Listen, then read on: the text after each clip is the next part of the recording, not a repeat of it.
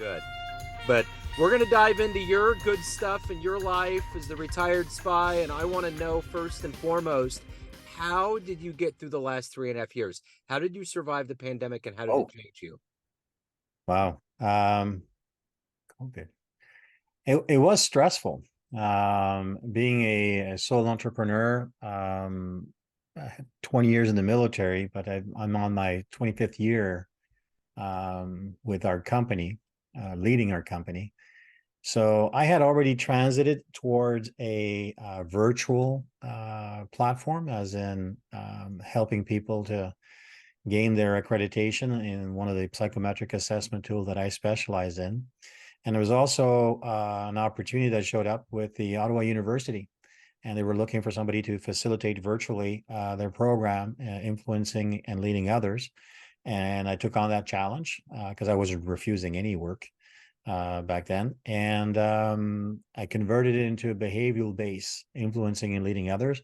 And now it's one of their most popular course. And um, I run about 10 courses a year at the Ottawa University. And out of that, they have more success virtually than in person. So 75% of all the courses are done through this platform. Yeah. So it helped in day to day. I just focused on day to day. It was just too much.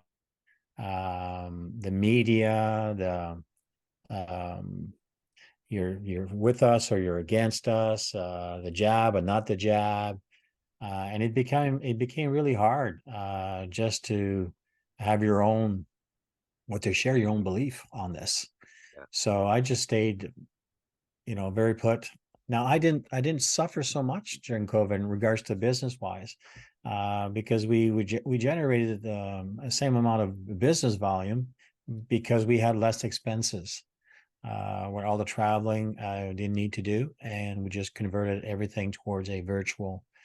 It's almost like in Canada, we had to learn, when I was growing up in Canada, we had to learn the imperial system and then the metric system. We were that generation that had to learn both the feet and the centimeters. And it's almost that COVID, we're now in that era that we need to be able to do both in person and a virtual. So it catapulted our business model towards servicing people more on a virtual platform. So it didn't hurt us, but it was stressful. Yeah. Just all the negativity and um, the media really played a big game of, you just had to shut it out Yeah. and just focus on what's the next right thing to do. So I love the way that you described that. That's wonderful. Um, so let me ask you this. I want to boil down exactly what you do for a living. So if I put you in front of a bunch of third graders, third graders. Oh, yeah, and it's career day, and one of them looks up and says, "What do you do for a living?" How would you answer them? okay. You have to simplify that. Third graders. Um, I help people discover their preferences and help them pick a career path for their life. It's what I call decoding human capital, but I wouldn't necessarily say that to a that that Yeah. group. But it's discerning. I've always questioned myself growing up. I come from a small village, an entrepreneurial background. And I just remember a lot of family members and your friends, your colleagues, your uncles, your aunts, and what are you going to do? What are you going to do? What are you going to do when you graduate high school? Yeah. And I was a-cluistic, right? Like one without a clue. I don't know. And I've always, it sure would have been nice if I actually knew my strengths, as in my gifts, if you wish. And then somebody would guide me towards, well, based on those gifts, Yeah. here are some vocational directions for you to consider. That would have been helpful Yeah. uh, for me. So who's been a hero for you? Who's been kind of an inspiration in your life? Inspiration in my life. Well, hmm, it's more than one person. Well, I think everyone would use a family member like dad. Dad's a role model. Dad's an entrepreneur. self-made millionaire. I did not know that at the time. But it's his work ethics. So it was a big influence. Like he would leave, 7 o'clock in the morning and come back 7 o'clock at night. And I just saw that as very normal. And you just got to put the work. Dad always said that you've never been in business, son, until you had a payroll. So, and then I discovered that a little bit later. What a payroll is. And so he was very influential. He passed away a few years ago, definitely. Then they would say Dr. Robert Rome from Atlanta, Georgia. Definitely a big influence in my life in regards to a spiritual walk, also in regards to how to make a difference in people's lives. So those would be the main two that comes to mind right now. What's been the best advice you've ever gotten? Best advice I ever gotten. Oh, your questions are thought provoking. Good. You have to stop and think. That's good. Normally, I'm the one that asks the That's questions. right. Gosh, as a trained interrogator, I'm The like, tables have turned. I don't like this, Joe. Uh, what was the question again? The question is, what's been some of the best advice that you've ever gotten? The best advice I ever got. The best advice I've ever gotten. Stay true to yourself. Yeah, Stay true to yourself. Don't try to be who you're not. Just stay the course and just be true to yourself. When you know your strengths, when you know your limitations, and you stay true to your core beliefs. Just reminded me. Dr. Rome once said, when you tell the truth, you never have to remember what you said. yes, for And sure. because of my background in the military intelligence, and people not being so truthful, when you have to lie, and then you have to remember on the lie and build on the lie, and it becomes really, really hard to remember what you've said. So that was very insightful, as in when you tell the truth, you never have to worry about what you've said in the past. So Absolutely. what I would, I'm changing my answer. That's what I'm going That's to. fine. I like it. I love it. We can do that. So, if you can meet anybody alive on the planet right now, someone that you admire or that's inspirational, who would you love to meet and talk to? Where do you come up with these questions? Gosh, We got very thick air in Kansas City. but you see, those are not the questions you would have like over coffee with someone on a first date or something. Oh my God. Right. Well, you could. You would get to the marrow real quick.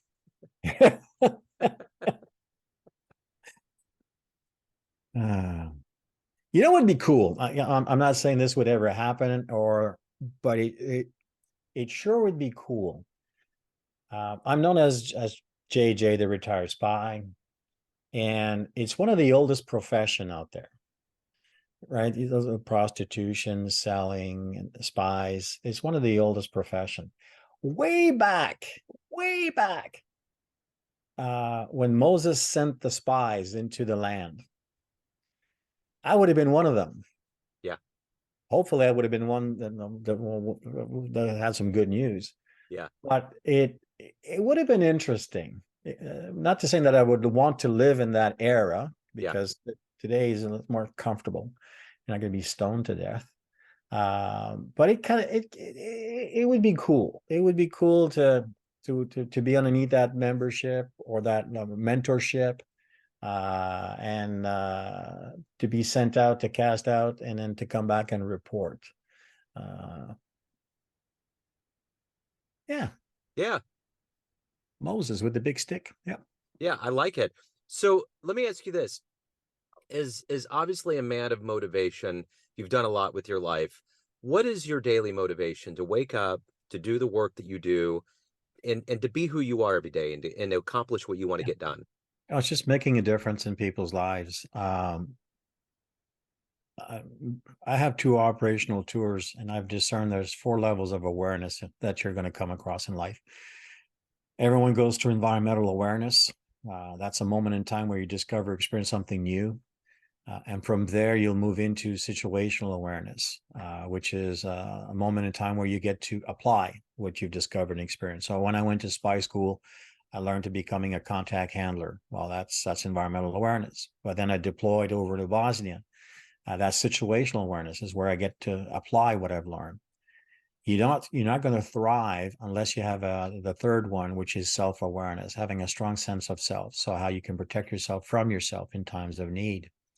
But the most important aspect after that, and that's where I'm leaning towards, this is where I'm at right now, is legacy awareness, where I would define that as everything that you've invested in your life outlives your life.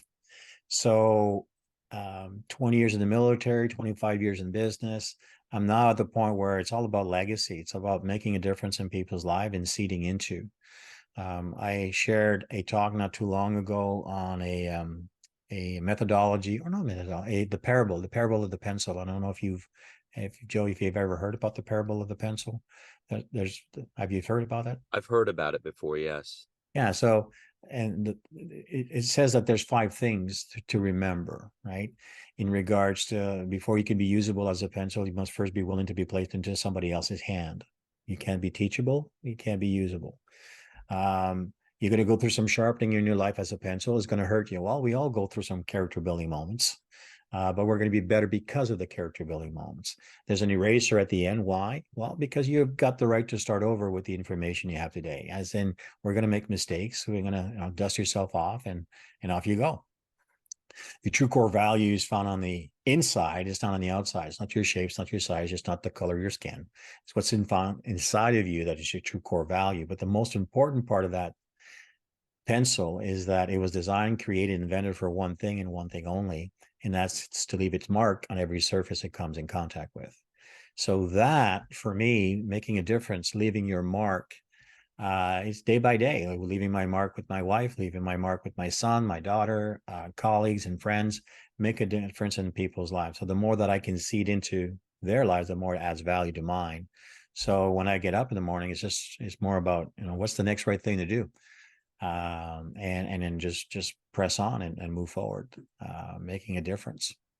So, Hollywood's romanticized the idea of spies. It's been in Yeah, novels and it's been everywhere. It's glamorized, but there's a reality to it. You know it. yeah. What is the one thing about the profession that maybe people don't realize that just is overlooked, that's not shown in movies and books?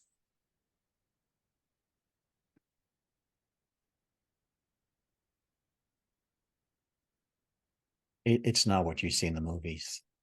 It's just not. Um, Timelines that the movies provide is fiction. It's not real. They never have an issue crossing the border. um, so it's always fascinated people. It's cool, it's sexy, and it's exclusive, but it doesn't have that so much of that glamour. Those are working within the intelligence community. Um, they don't go through high school and one day I'm going to be a retired spy. It's not something that of a career path that they go. You become an intelligence officer, an intelligence operator. You work within the intelligence community, the field. There's many different collecting platforms, so there's many specializations. So signals intelligence, we can listen to your conversation. And imagery intelligence, oh well, yeah, we can analyze photography. I specialize in the field of human intelligence, where my claim to fame was to being the first one selected for the role of a contact handler.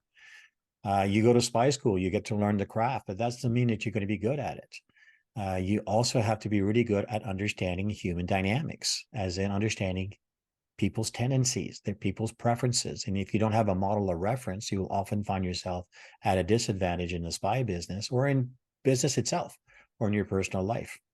So a lot of what you're seeing in Hollywood is a lot of the cool kits, cool gadgets. It's cool, it's sexy, and it's exclusive. But it's really about your ability to build relationships with people. and having that human dynamics. Um, so what we see, it's entertaining. Yeah. It's cool. Does it exist, some of that technology? Absolutely. Yeah. It's just not necessarily well known within the local population, but it's there. Like and today, Google is listening to us right now, Yeah. right? So if you have your, so it's just a different collecting platform. Back then, we didn't have LinkedIn.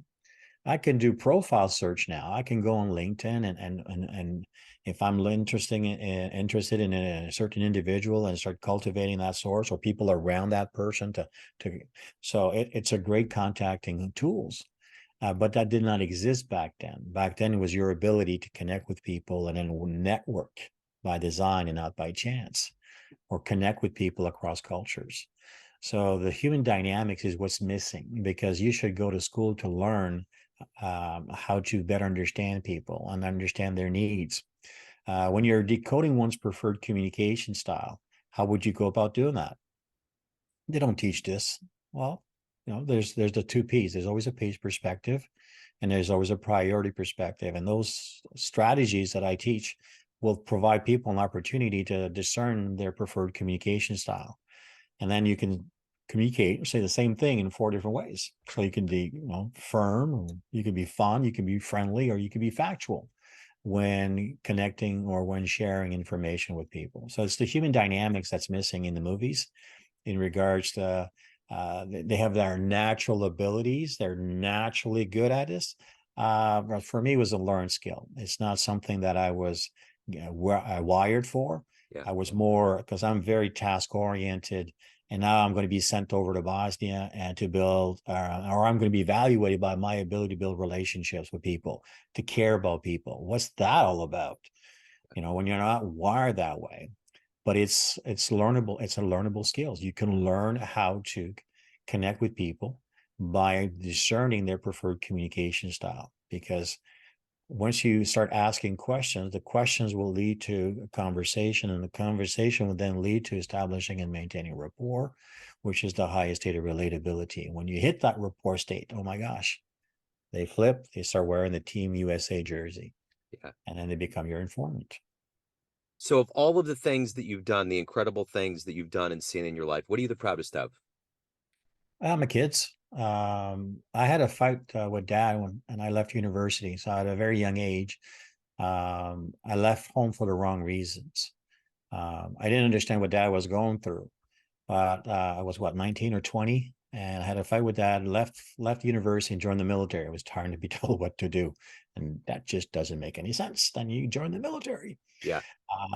But my son left when he was 25, when he was ready to leave, and my daughter left when she was 25, when she was ready to leave. So there's a saying in the speaking lane, in the speaking industry: your mess is your message. Your mess is your message. And then from that, I'll say, well, okay, what character building moments have you gone through? What have you learned? How could you make it different? So I would say that would be one of the things that that I'm proud of. As in, when they left home, they know that they always have a home. When they come in, it's like they've never left. They just take over the house, and then I can't wait for them to leave. Um, but it's that family. We went to Cancun last summer, 2 summers ago. Last summer we went to Cancun as a family. Well, all three couples, they are good all by themselves. The two actually work well, and all six of us together interact well. So we have great communication skill sets, and we celebrate our differences versus tolerate our differences. So it made a big difference in regards to how we relate and communicate. And what was it, a month ago? My son, for his 30th birthday, wanted to go for a father and son trip. I don't know whatever the week was where it was Father and Son Day or something like that. As in Yeah. it's so that week we were leaving to go to Berlin. He wanted to go see. He wanted to spend a week for his 30th birthday. He wanted a father and son trip, and he picked Germany or Berlin. So we went to spend the 7 days together in Berlin. So that's the type of relationship that that I didn't have with my dad. Yeah. That I'm proud of. Yeah. So everyone has a perception of you, family, friends, clients, colleagues, but you're in control of it. What's your perception of you? Who do you think you are? I'm just a there's nothing special. My perception of me.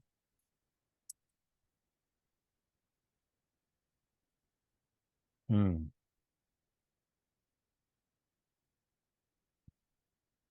I, I'm I, I'm just a normal Canadian Christian, just looking to do the next right thing. Excellent. If anyone wants to reach out, learn more about you, what you're doing, your business, hire you, how do they go about that? Where's the best place to go? The one place to go is to the website, theretiredspy.com.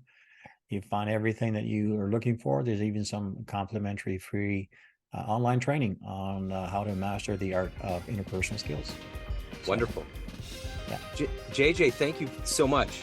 I appreciate your candor, your openness, and getting grilled a little bit. So I appreciate it. My pleasure, Joe. Best of luck. Have a great day. Thank you. Take care.